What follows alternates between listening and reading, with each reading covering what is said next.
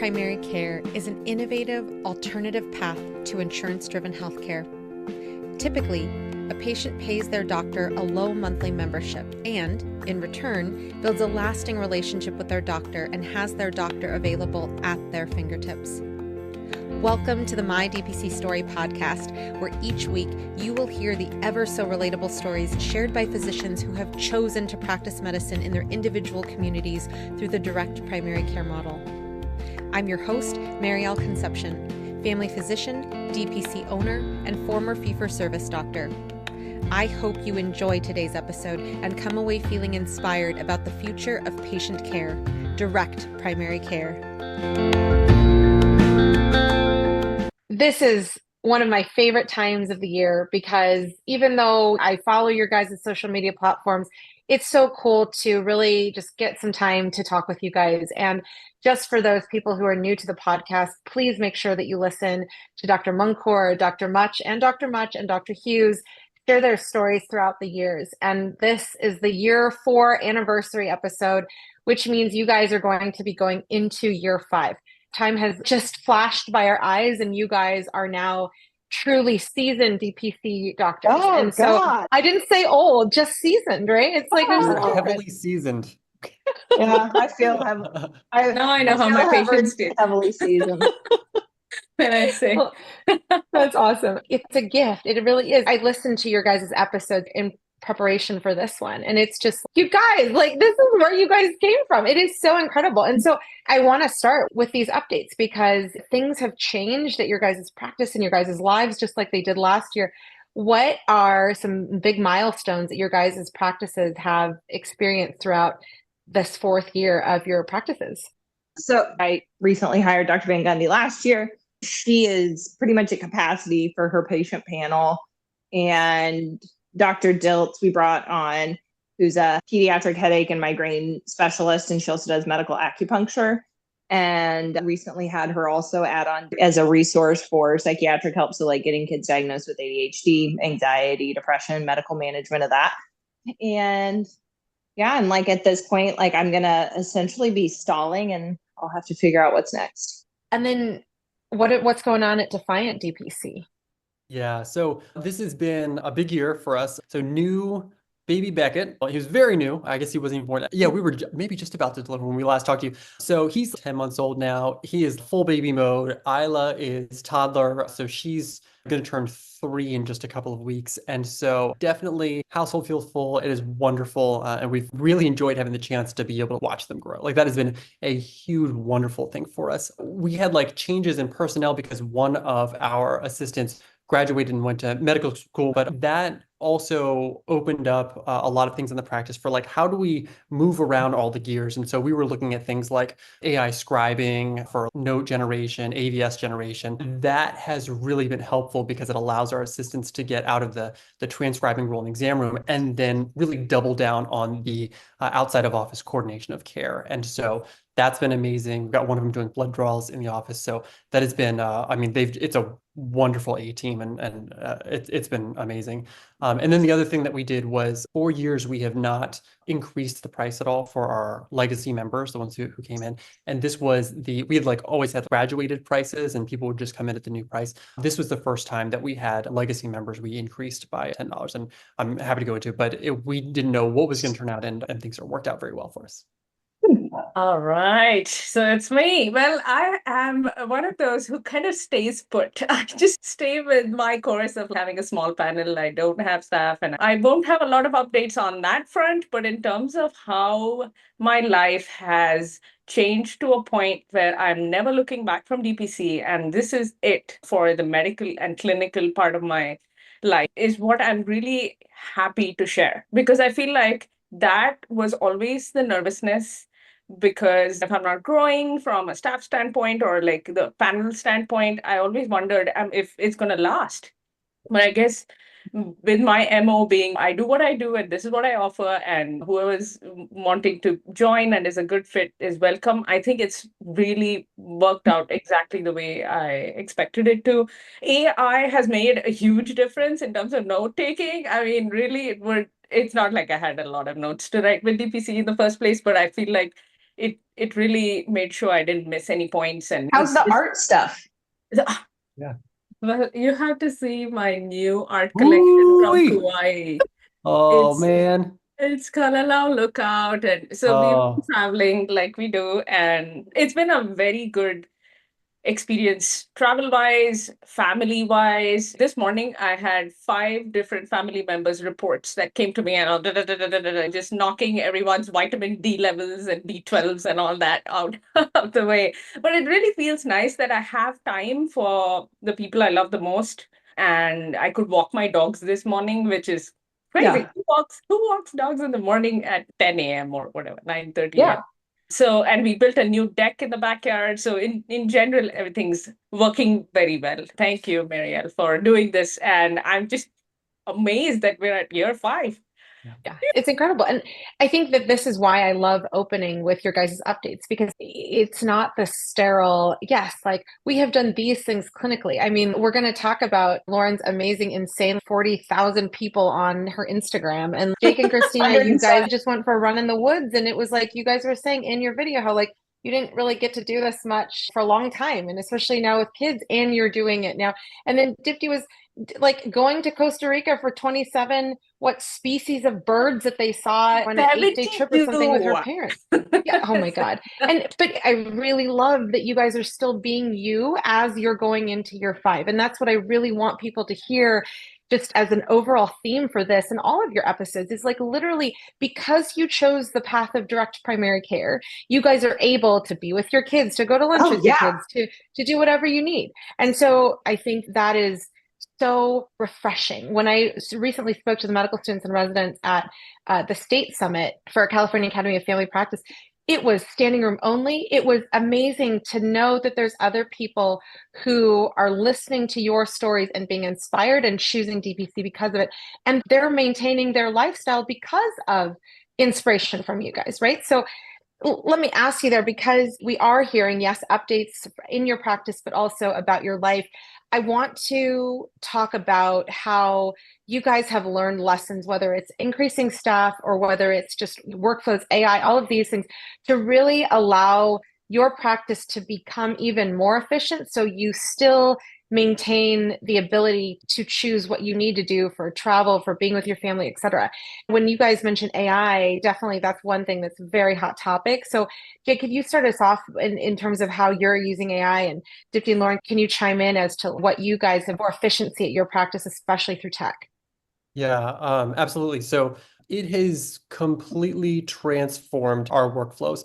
Before, it was very human assistant dependent, and that has basically the workflows, all of the protocols, you can kind of load that into the AI and say, okay, I want you to speak in, this is what my voice sounds like. I want you to speak this way. You can provide all those directions. I know everybody's got their different type of AI that they use, but basically I use it to generate the notes. I use it to, once the note is done, to take the note and make it into a quick AVS and send it to the patient.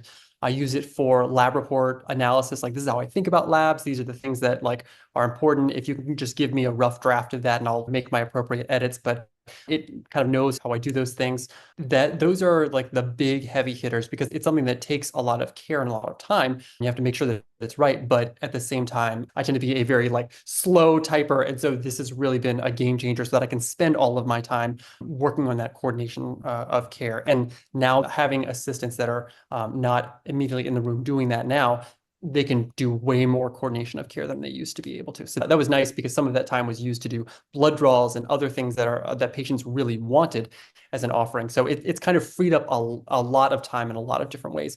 Those are probably the biggest ways. Sometimes what I'll do is I'll like dictate a records. I'm going over this document, it was like 50 pages or something, and I'll just kind of dictate and then upload that transcript, then generates like a quick summary of what happened during that. And so I can just keep it and review when I'm seeing a patient the next time. I've got that record of what the notes are. So it's been wonderful in that sense.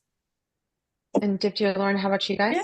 So AI has definitely helped me with my notes for sure, but I also think it helped me with my health because my hands, I didn't realize that I guess through residency, you type a lot. Not that I typed a whole lot when I was back in India. It's just, I think the amount you end up typing when you're in training. And we never had Dragon and all those fancy, back then fancy gadgets. And so I started noticing that I had these tiny, whatever, ganglion cysts forming and stuff like that. So this year was a new ergonomic keyboard and a sit stand desk and all the health related upgrades for office. But at the same time, I think AI made it such a huge difference in terms of, I mean, you could dictate, but here we have this means of like literally creating a almost human like experience in terms of the note. And I think that made a big difference. But I feel like it really actually helped my hands a lot more than I thought it would. And Lauren, how about you? So in peds, we don't have as deep a notes as you guys do. Our patients don't have a big history. So my note for today was like fever times 4 days, maintaining hydration, T-max 101. On exam, no acute distress, breathing comfortably, bilateral bulging tympanic membranes, AOM, RX and MOX, return precautions. That was my entire note. So, and it's so important for people to hear that also, because I hear you and I totally get the difference between someone who's 72 and someone who is 2 in terms of their past medical history. But at the same time, that's your note in DPC. It's so that you know what happened. Someone else can check in on the note. My patient can look. I'm covered legally. Yes. I'm done. It really doesn't. I think that was like the hardest thing initially for me, was to document less, because you're so used to note bloat from residency. And so how I use AI is I mainly use it as like the listening. It's integrated in our EHR and it'll listen and record and then spit out our conversation as a note and an ABS. And the only time that I really use it, because like I said, my notes are typically really short, when I have a teenager coming in for psych or something like that. So I can actually sit and give them my undivided attention and focus exclusively on them without taking like something like that does require more detail.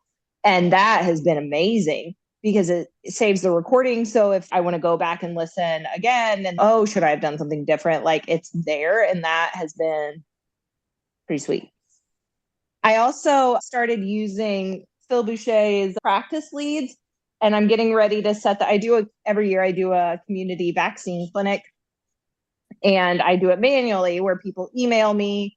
I email them back like all the information and the scheduling link, and then I manually put in scheduling information and manually check them in and all this stuff. So I've started using practice leads, which it integrates with my calendar, my EHR gives me like a phone number and stuff. And so it does just automation. So I'll just put a form up of, if you want to do the COVID vaccine clinic, Bloom, here you go. And it'll automatically upload pick them through to everything, schedule them. And I won't have to do it manually. At the end, it just spits out a data sheet for each day. And that is going to save me so much time. So that has been awesome. And I just love that, again, you guys sharing what you're doing is also because you have the autonomy to do these things, to do it, your tech. Yeah. I mean, Lauren, you've switched EMRs during this process. Jake is a go-to person for what's hot in the tech world. And the Deepti's functioning as a micro practitioner, still no staff. So you have the autonomy to do what works for you and to choose what works for you to help you get the job done. So Lauren, you've brought on, like you said, Dr. Dilts, and her panel is already full. Jake, you brought on Dr. Madala, your former co-resident, and Deepti, you are not with staff. So, but I think that, again, your different experiences are so valid. You're doing different specialties. You're doing things differently. When you guys think about either having staff or not having staff, because Lauren, you were even mentioning this, like it was really hard to let Dr. Dilts do her thing because you were like, I'm so used to doing it myself. How do you guys think about the experience of adding on 2 doctors at Bloom, 1 at Defiant, and Deepti, for you to continue to choose not to have a virtual assistant or staff? How do you guys think about staffing now that you are at year 4 going into year 5? So I don't have staff. Dr. Van Gundy is my primary care doc, and Dr. Delta is a headache doc. They're 1099 contractors. So I don't have staff. They run their clinic, theirs. And I mean, yeah, that was initially hard to let someone in. It's like getting a roommate after living alone, where it's like, hey, no, I put my eggs there or what. There is a little bit like, I realized that I had some control issues, but I still like when people ask me like, oh, why do you need a staff? And I think this is a lot of peds because you guys get just labs left and right. And ain't nobody trying to stick a 6-month-old. So we just don't do a lot of procedures. And so I my thing is like, what would I hire someone to do? Same thing with me. I'm like, what work do I give them? Yeah. I don't trust anyone enough to do anything. I definitely don't have that problem, let me tell you. There's plenty.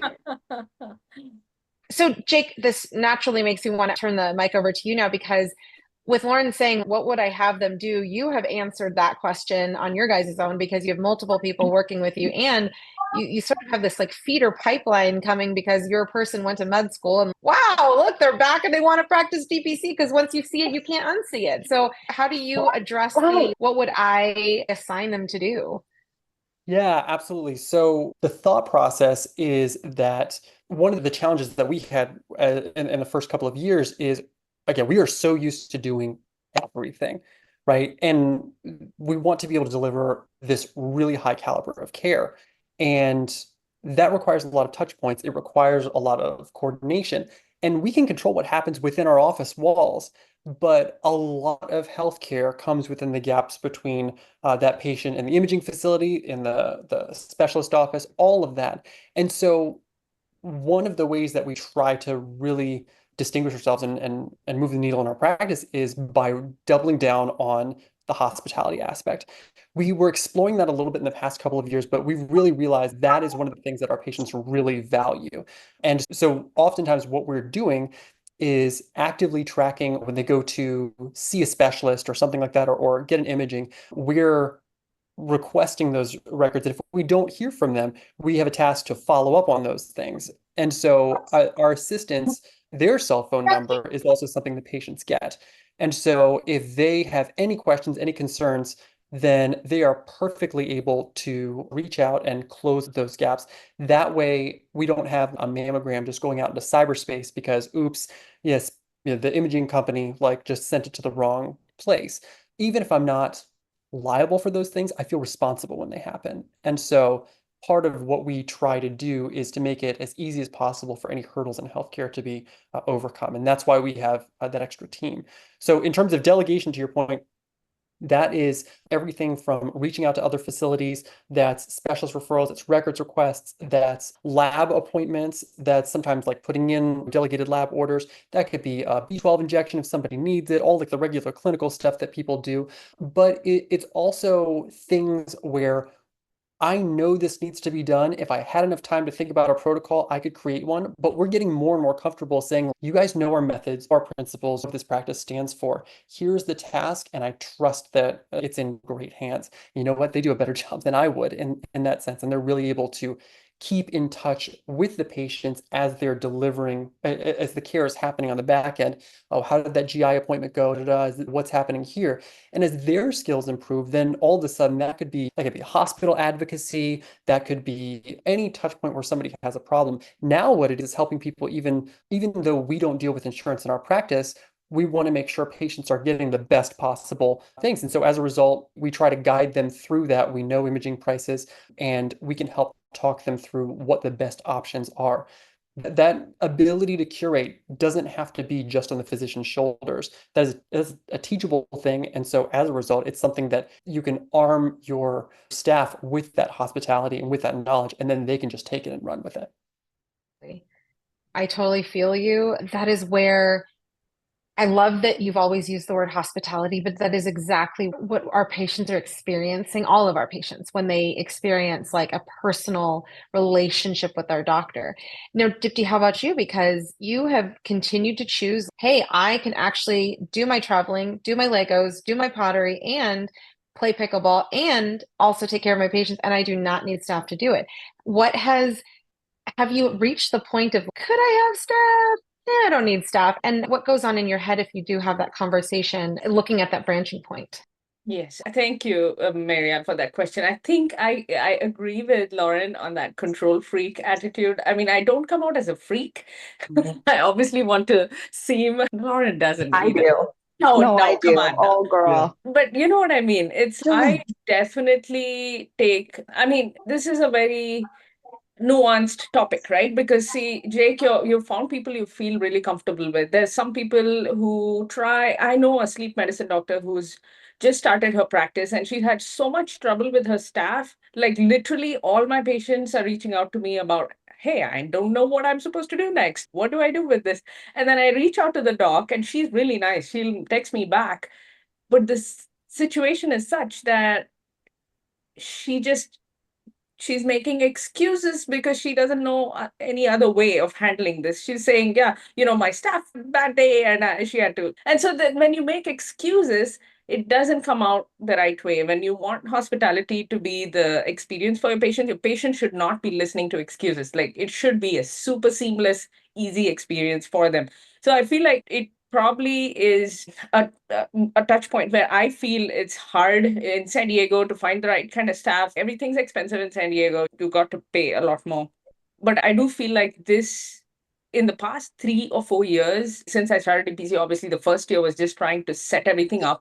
But in the past 3 years, I do feel like I've made so many connections within the system with physicians, with physical therapists, with pharmacists that I'm able to connect with them. For instance, yesterday, one of my patients who's got eczema in her ear canal, I'm trying to figure out what's going on now that she's having worse itching and there's some fluid. And so obviously I want to go examine her, but I don't do ear swabs. I just don't have the lab kind of set up with my practice. But the ENT doc who I see for myself is so kind enough that she is there for me if I reach out with any questions. What do I do if I see this? What do I do if I see? And then she's able to give appointments to my patients. I know the front desk person's name at that ENT office. So I tell my patients, ask for this person. So I'm literally doing what Jake is able to do through his staff. But luckily, I do have the time that I can dedicate to it without needing anyone else to do it for me. But I do know that reaching out to, if you're considering starting your own DPC practice, apart from marketing for your practice and all that, there's so much value in developing relationships. Send some donuts, send some yummy stuff to all these people who are working so hard and yet making time for you and responding to your text questions. Right now, a physical therapist is trying to call me because I have a patient who's had really bad experiences in the medical system where she felt really kind of, is a very hard word, but I do feel like it was really hard for her what happened. And I wanted him to really spend the time to be gentle and nice and kind, which he already is, but he even called me back to talk a little bit more about it. So I feel like the whole system is ready to help you if you reach out for help with or without an assistant. Yeah. One of the things that I want to call out here is, Dipti, on your website, it says limited enrollment.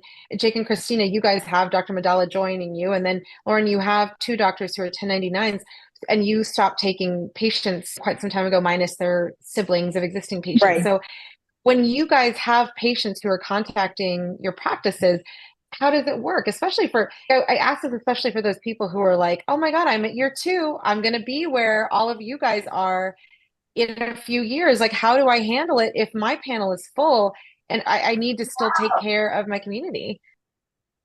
For me, that was why I looked at it hiring Dr. Van Gundy. And because she is filling out, I'll be thinking about, well, should I bring on another doctor?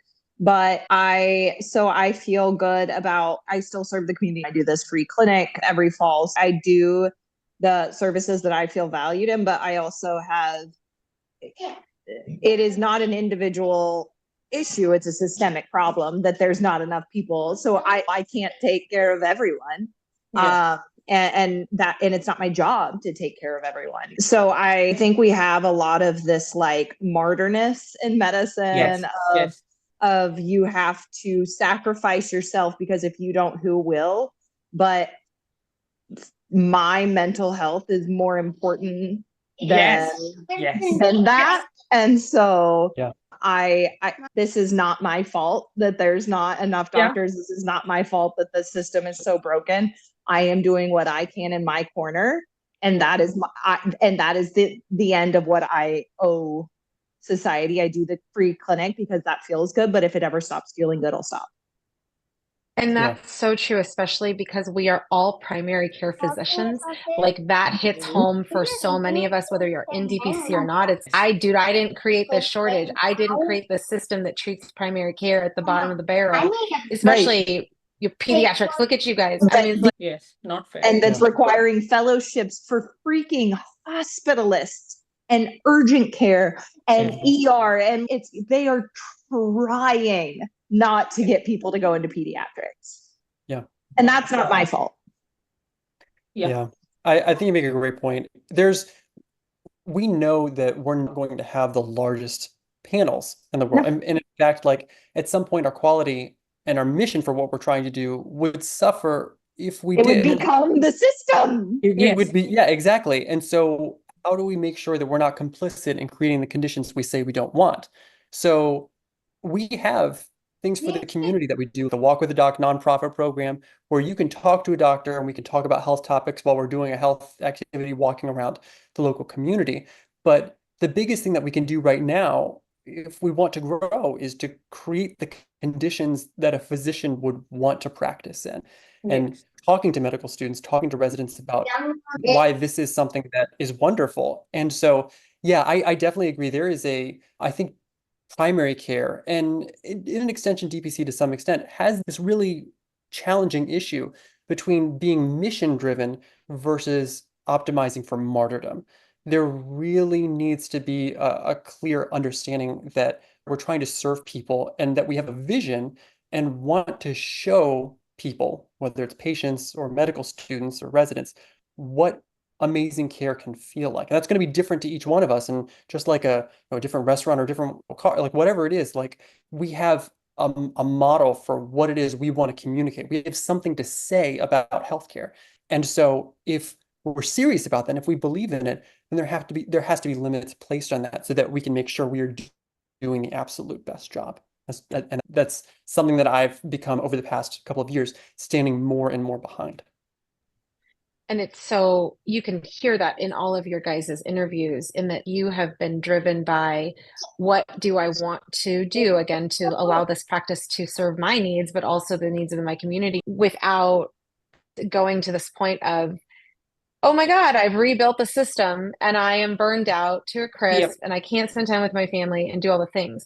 And we see it, thankfully, like we look at the data that was presented at the DPC Summit this summer, was that the AAFP membership identifying as DPC, and everyone who's in family medicine is not an AAFP member, but those who are identifying as DPC, it went from 4% to 9% in 1 year. Wow. I mean, there are so many people choosing DPC because we know as medical students that we went into this job as becoming a doctor to be able to be there for patients and to take care of them. There's no way in heck that you can do that when you're leaving medicine because you're burned out and you hate your job. You don't even want to go to work.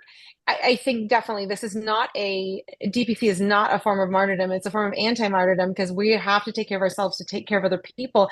But also it is a way to literally, it's not going to fix it overnight, but we are saying, forget anybody else trying to fix the system. We're just going to do it ourselves. So Deepti, how about you in terms of your change of your verbiage on your website? It's a big neon pink banner. It says limited enrollment. I think the limited enrollment kind of popped in around the time where it felt like the Venn diagram of my happiness, and kind of how Lauren and Jake have been talking about it, in my Venn diagram of my happiness, my ability to take care of my patients, the insurance drama, and what needs to be done, especially now with weight loss meds and diabetes meds. There's newer, really awesome meds. Like these are meds that can protect your kidneys and heart for such a long time, and my patients can't afford it because they're a truck driver without insurance, or such situations where you have to talk to a independent pharmacists, try and find the best prices, look at like Mark Cuban's drug cost company or whatever. You've got to look at all the different options you have to try and figure this out for your patient. I'll just give you one quick, really sweet example. So this patient was getting her Wegovy for the longest time. She's done really well, but she happened to go on vacation just like I went on vacation to Costa Rica. And at the same time, she was supposed to receive that prescription via mail to her house, where obviously she isn't anymore because she's traveling somewhere else.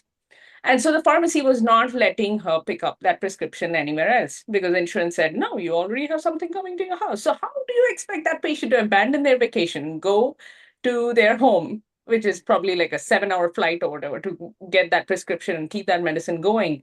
So I had to make a phone call to the insurance company. And as usual, when you call them, you're not getting anywhere, right? So I recorded the conversation. This is in Costa Rica. I recorded the conversation, the whole conversation where she just hung up on me, that person who, the insurance representative. She told me she would connect me to someone who would help, and then she just hung up. So I sent that recording to my patient.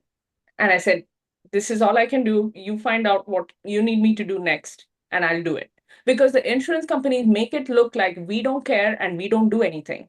And I think that is the reason for my limited enrollment. Like, I really think this is why the martyrdom part comes into play.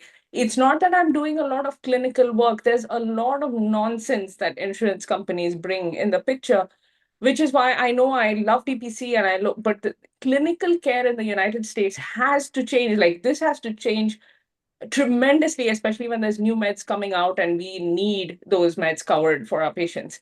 And so she actually literally texted me back saying, I'm having dinner with my family in Costa Rica. I get a message, don't worry about it. This is my patient saying, don't worry about it. I ripped out a little beep and they're sending me the prescription. 2 or 3 times in the past, when the patient really pushes and asks for it, it happens. But oftentimes they hesitate because they feel like the doctor needs to do something about it. They don't know how the system works. So they go, oh, my doctor needs to send something, so I can't push for this to happen. Now she had evidence that I called and they didn't do something that they were supposed to do. And so she got the prescription right away by yelling at them. So it's unfortunate that patients have to lose their blood pressure goes up when they have to yell at somebody. It's not good for their health. But the system is such that the limited enrollment is because I'm kind of pulled in some directions like this. And I know having a staff member might feel like this is going to solve it, but it's not, because I'm required to talk to these peer-to-peer review type stuff. Like I'm an assistant can't do anything beyond just letting me know that I need to talk to insurance companies. So I think that is just my experience so far. So I feel like DPC is great, yes, but there's so much that has to change with the healthcare system. And I really am very hopeful that it happens day by day. And as you guys have grown and you've adjusted your panels to either take new patients or not, or to slow down the tap of how you take new patients, what has happened, especially over this past year, in terms of the in the clinic visit with the patient? What have you guys done at your practices, going back to that hospitality, to really create this holistic experience for a person that you can give another example of? I mean, last year, Christina was talking about how she went to a hematology oncology patient with a patient. I think it's helpful to hear that even when you're, year 4 going into year 5, you are still able to deliver this care, but through examples specifically. I think it helps people, especially who are exploring DPC, as like, what exactly is it? You can answer this through examples, just like Deepti did. I have a good, but like, it was sad, but I think this is like a really good example. Dr. Van Gundy, we had a 2-year-old little girl Saturday that she was out with her family eating lunch and started getting really hysterical and crying. And they called Dr. Van Gundy. And while she was on the phone with this family, the baby stopped breathing. And so Dr. Van Gundy was she was on speaker with them that like the kid was having stridor, and she was like, run across to Price Chopper. I'm going to talk to the pharmacist. And then on their way over, they were nearby when the ambulance got there and got to the ER. So Dr. Van Gundy went to the ER and met this family. And unfortunately, this baby died. But Dr. Van Gundy was able to they were like yelling for her. Like, that is the relationship that we've cultivated, that you don't ever think about, like, in your darkest moment, like reaching for your doctor. And that's what they did. And I think that is like one of the most impactful things that we have done, is create that it was able to, Dr. Van Gundy could sit and hold her while her parents got interviewed. And then she was able to talk to the ER doctor and get the medical information, the medical side of what happened. And so then she is able to, when parents are out of shock, talk to them, and they can fully comprehend when they're ready what happened. And you can't do that anywhere else. Yeah. Just as a parent, it's so heartbreaking to hear that, but I totally get you. And that the last person that you would expect to want to talk to is most times who you put the blame on not Yeah. saving your child.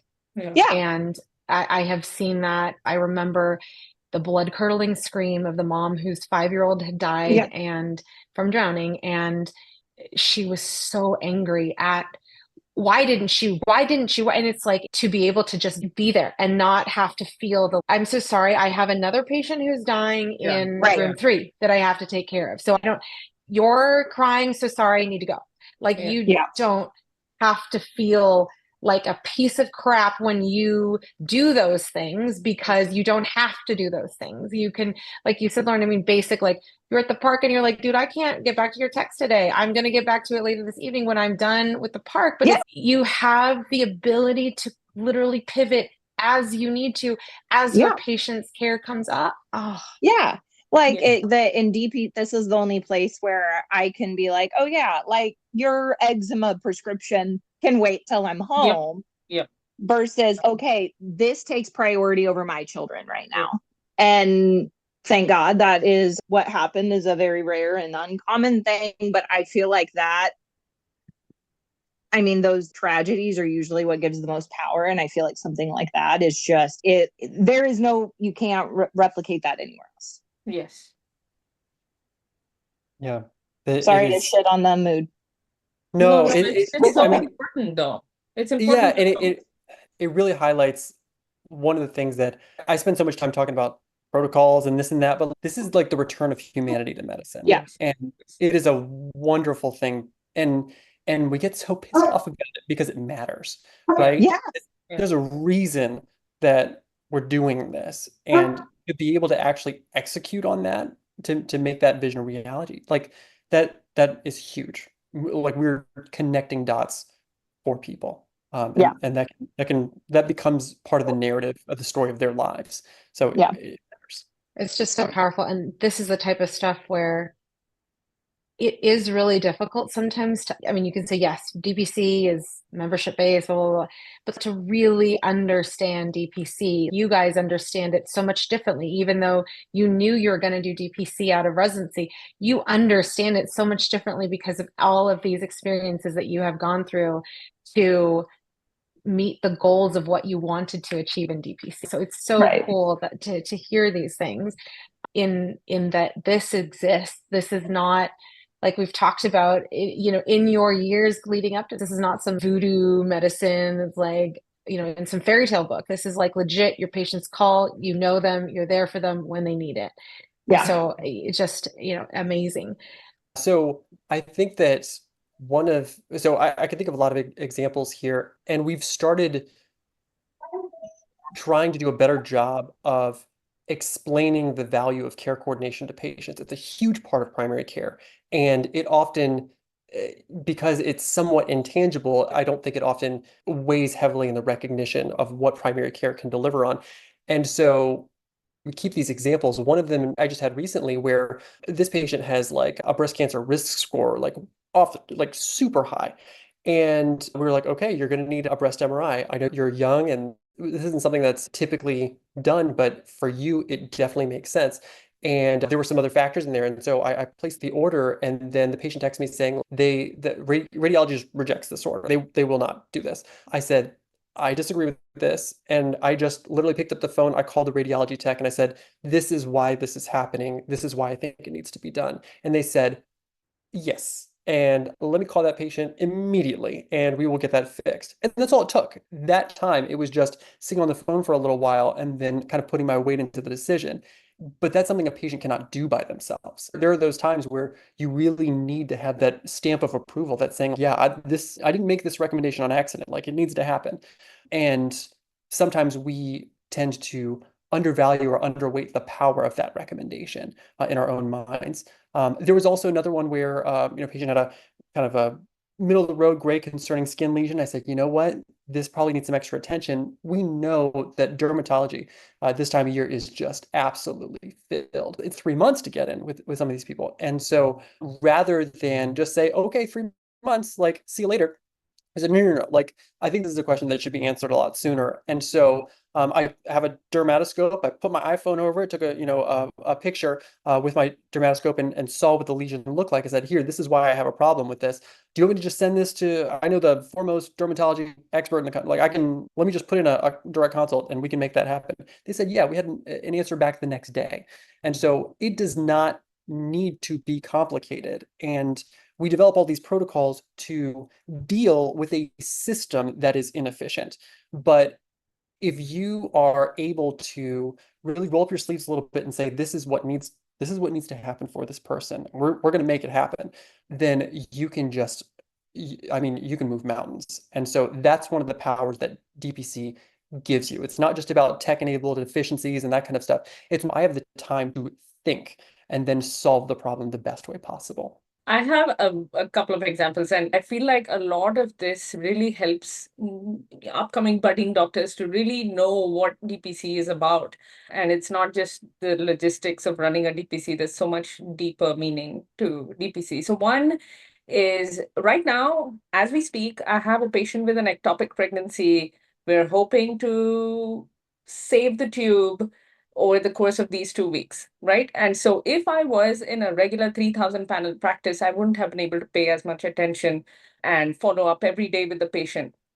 So she has also been an excellent patient. I think we also tend to attract patients who care about themselves because they're wanting to pay that money membership fee, which is a small fee for such huge health benefits. And I think she was really good about it. She found out she's pregnant, but she is an Army veteran who easily has healthcare access, and she shouldn't need me if you look at the most ideal world scenario. But she's paying for me. And she was able to get HCGs done. We got the ultrasound done from Planned Parenthood, and it was so early that we couldn't even see the ectopic, but we knew something was off because there's obviously nothing in the uterus. And so we kept doing the follow-ups, even though OB was not able to see her for a whole month or longer. So I was using other imaging centers to get this done because I'm not OB, but I have a patient who needs help.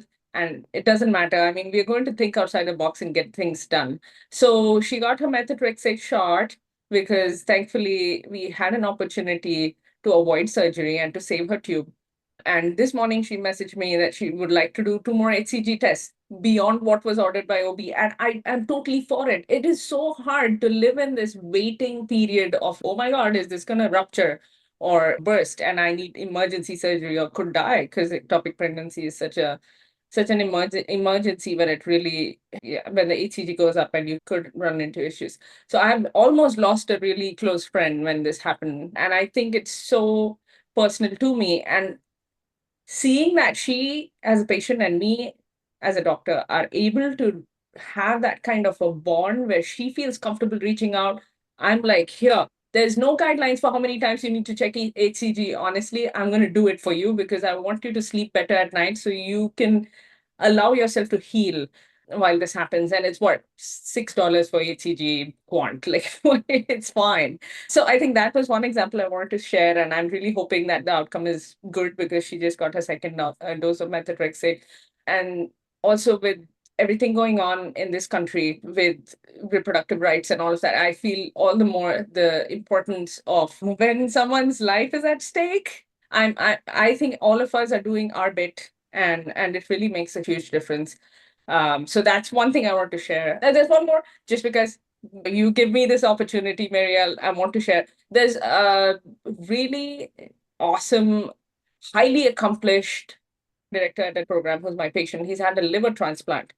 And he's had complications post-transplant, and he has a stent replacement that needs to be done CBD stent. And every time he goes for the procedure, he comes back with like bacteremia, sepsis, septic shock, almost. He has a transplant team at a really reputable institution. But we have, for the past 2 or 3 times, aborted these septic shock events by me having a standby blood culture at the lab. So he can go in the moment he feels like tachycardic or sluggish post-procedure. And we've started empiric antibiotics right away, and we've prevented that. And it's crazy how in the ER, when so many patients there's overcrowding in the ER, he has had to have debates with staff about how his thermometer is right and their thermometer is wrong. And this is such a painful thing to even imagine. If my family were to have to experience, and imagine this patient with such patience, he's going there hoping that the ER will give him IV antibiotics for his sepsis, septic shock. But it's not one person's fault. It's a systemic issue where there's no time that ER docs and staff has to engage in excellent patient care because they're just overcrowded. So his blood cultures he's going on a vacation soon. So we've been able to save him. So being a micro practice, I'm only having that many patients, but sometimes I need to think of these good things that happen with my practice, this impact that I'm having on these few patients and few lives, that a lot of new budding doctors can also have a similar impact without me having to expand. And you really highlight quantity over quality. Like when Yes. you have more doctors who are doing quality medicine, Yes. you have more prevention and less people playing the system of codes that where sick codes and hospitalizations are worth more than prevention.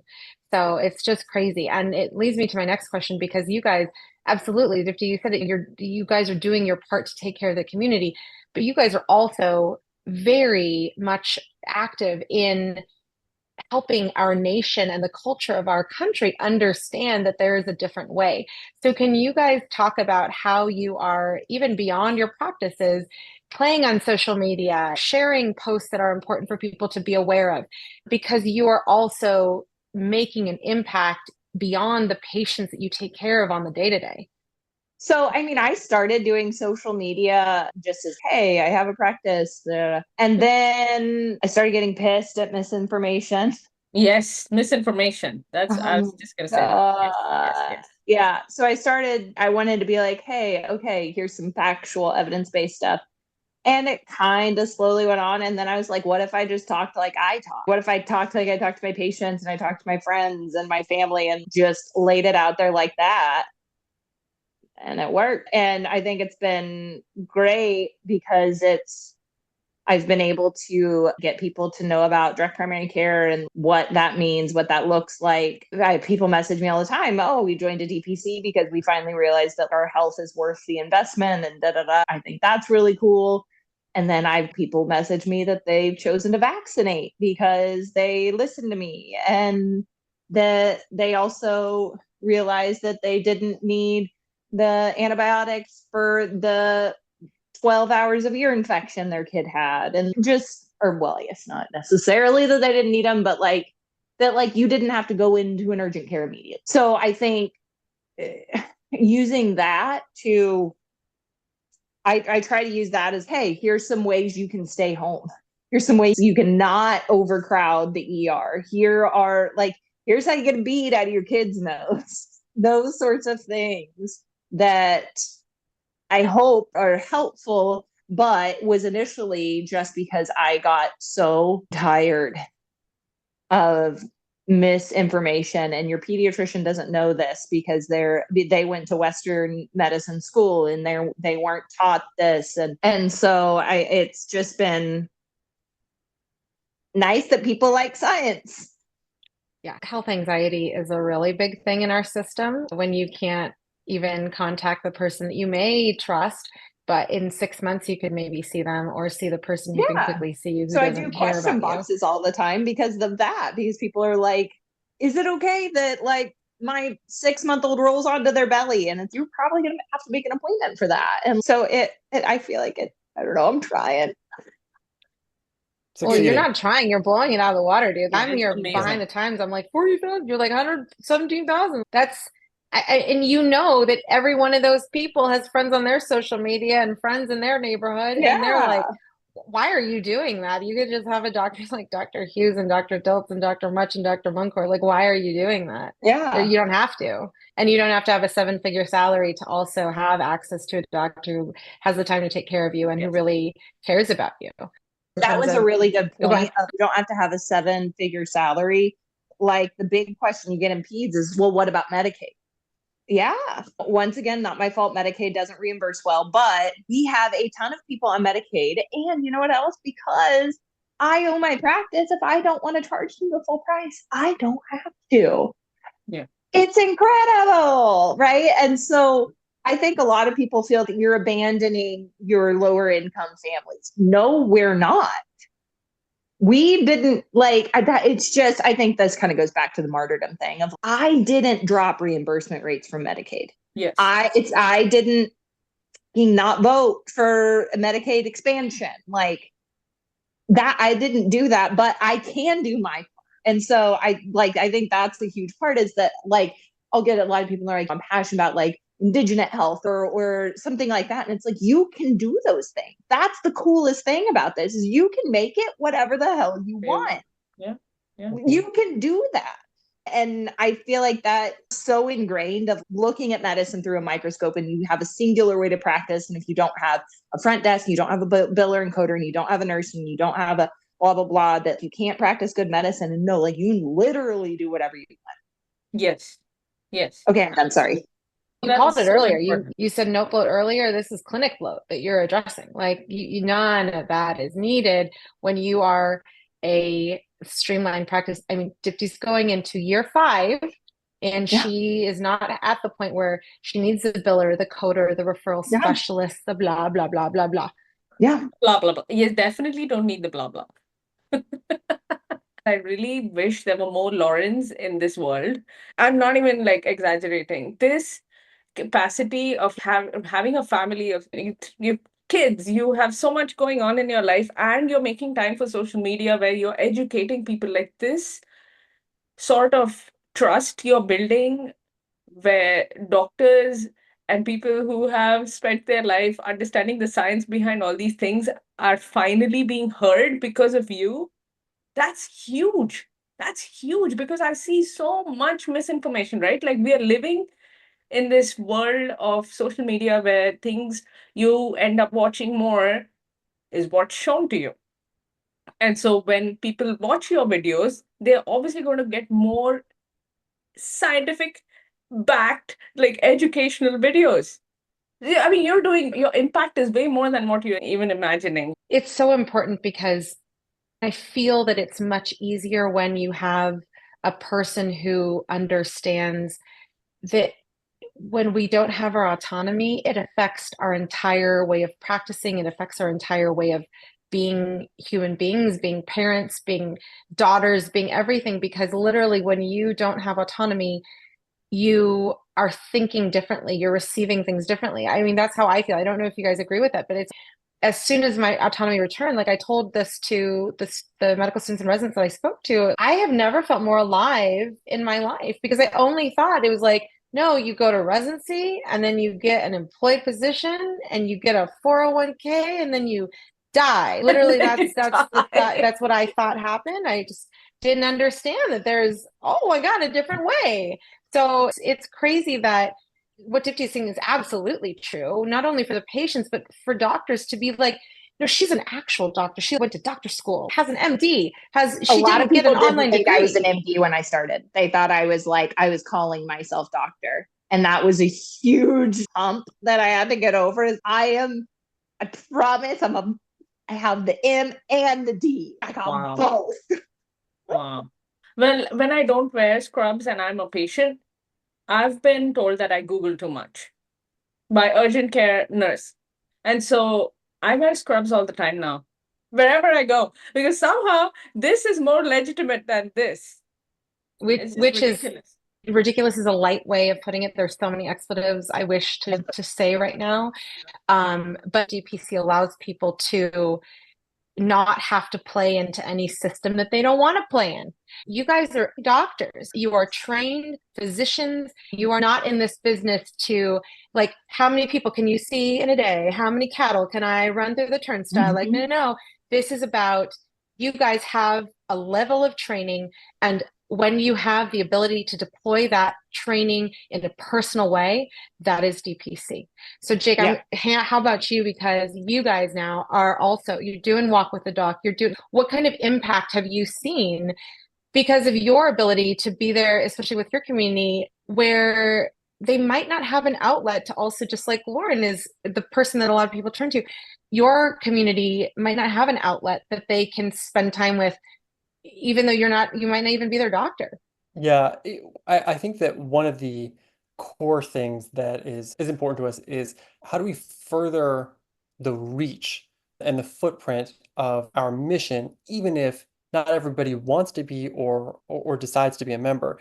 And so doing the Walk with the Doc, that our nonprofit program, where basically we do a warm up with a local physical therapist or yoga instructor, kind of a rotating thing, and then we'll do a 10-minute talk about any general health topic. This is basically at the town square for Williamsburg, and we just meet every fourth Saturday and we just talk about these health topics, and then we go on a 2-mile walk. And it gives a venue for people to ask questions about health and to hear our perspective on things that sometimes they can't get their own doctor to talk about, whether it's advanced cholesterol stuff, whether it's natural protocols for helping to fight off upper respiratory infections, especially as we're approaching October, teaching them OMT. We just did that, our last one, showing them kind of a sinus technique to help encourage drainage and just how that fits into medical care. It could be menopausal hormonal therapy, like all these things that people have questions about that, like Lauren was saying, that are saturated, the wellness space and all these things are saturated with misinformation. And so being able to clarify some of those misconceptions and give our standpoint on this goes a long way to rebuilding a lot of the trust that has been damaged between patients and the healthcare system, because you're showing them a counterexample. You're rebalancing that weight a little bit and saying, no, like this perception that people have of what doctors are and what they stand for, there's so much that's being left out. And so as I hear that there are more percentages of DPC physicians and people who are curious about DPC and thinking about that and entering primary care extension, I get really excited about that. I love talking to medical students about this because every instance that I can show them that there is a completely different way to give care is an opportunity to personally, in some small way, help address the primary care shortage. Again, once you've seen DPC, you can't unsee it. Once you've heard about DPC, you can't unhear it. It has been insanely inspiring, again, to hear where you guys have come and really how you're able to share with the audience what DPC means to you, because you have been doing it for as long as you have. And I cannot wait to see what happens in the next year. We are going to be continuing the conversation over in our Patreon community podcast feed. We're going to be talking about, as we go forward, have you had thoughts about, is medicine always going to be my thing? So join us on our Patreon community podcast feed. And thank you guys so much for joining us today. Thank you for joining us for another episode of My DPC Story, highlighting the physician experience in the world of direct primary care. I hope you found today's conversation insightful and inspiring. If you want to dive deeper into the direct primary care movement, consider joining our My DPC Story Patreon community. Here, you'll have access to exclusive content, including more interview topics and much more. Don't forget to subscribe to My DPC Story on your podcast feed and follow us on social media as well. If you're able, I'd greatly appreciate if you could leave us a review. It helps others to find the podcast.